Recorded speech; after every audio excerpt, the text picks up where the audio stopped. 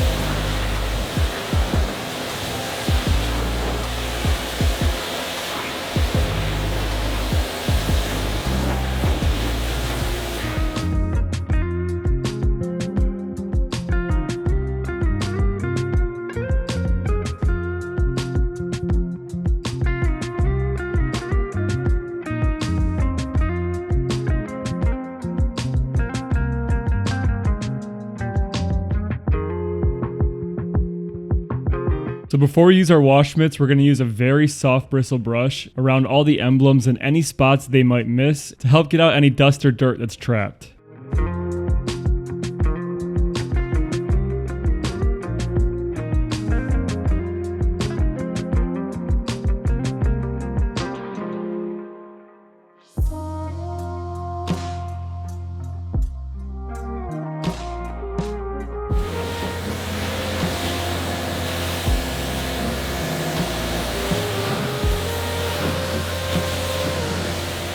So the lady that previously owned this before she passed away and gave it to her grandson, she did a 12-volt swap, got rid of the old electrical system. The engine bay is extremely clean. She did a really good job. Yeah, this is actually incredible work because we're used to working on stuff that looks not as nicely done. And the swap from a 6-volt to a 12-volt, like, I don't know anything about that kind of thing. Like, that is a very interesting, different thing to do. Have you guys ever seen the plugs held up like on forks like that? These ones? Not that crazy not big of here. forks, but I've seen the them. Yeah, the organizers. This looks great though. Well, I guess I've never really worked on these, but the fact that the carburetor's not directly on top of the motor is wild. And then this cute little air box. Man, clean engine bay. This fan shroud looks original but painted. I mean, this lady really loved this car. Such a shame that her grandson didn't want to maintain it and take it, another 100,000 miles. Now we're going to go ahead and clean off the engine. That way when someone gets this car running again, it's nice and tidy for them.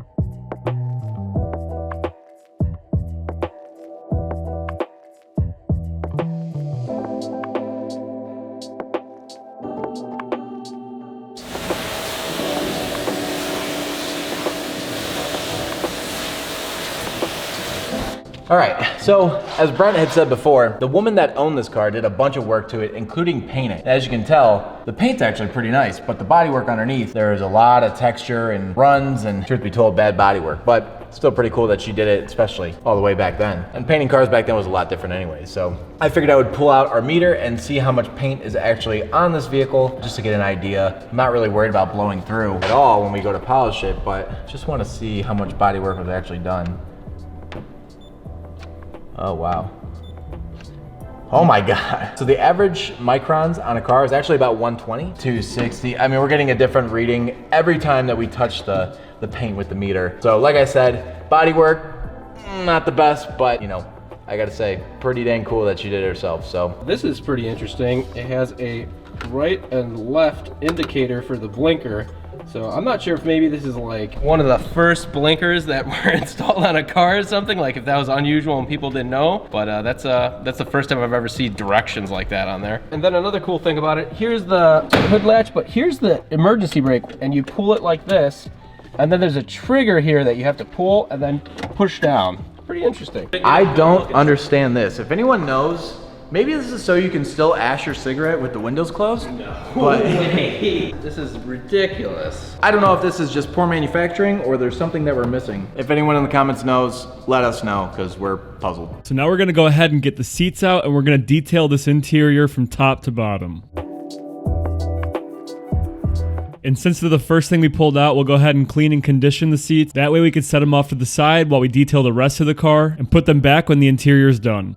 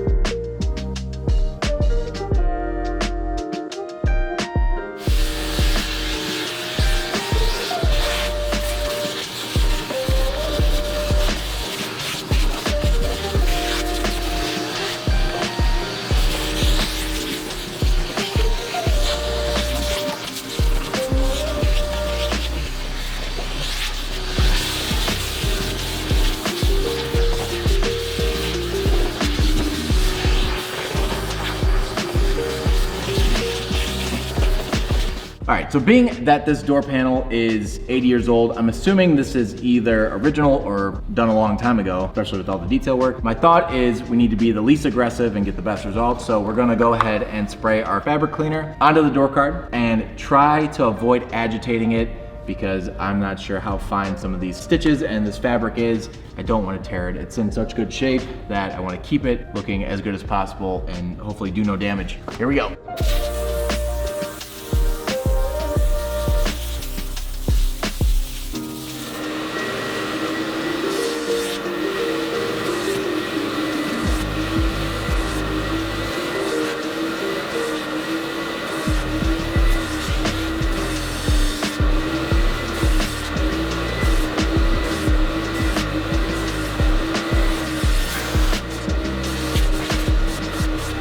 All right, so I'd say that did a pretty good job, but just to get some of the areas that are a little bit harder to reach. If you guys didn't know, microfiber does a fantastic job of picking up dirt, removing it from cloth. So we're just gonna go ahead and wipe it all down.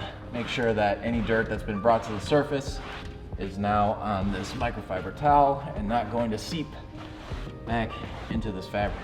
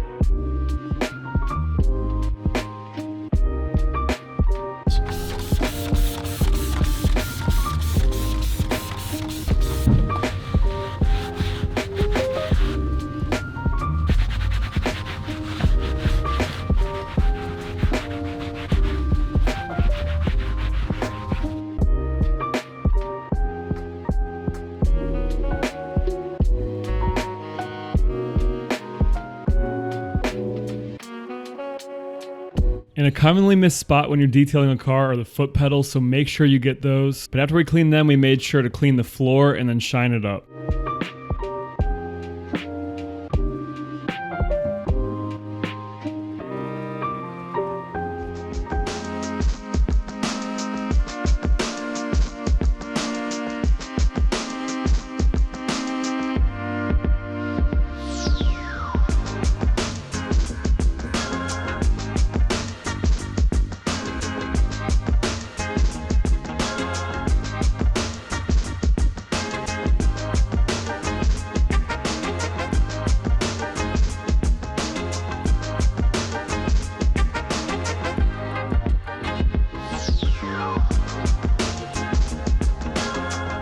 Now we're gonna go ahead and put the interior back together and then finish up the outside.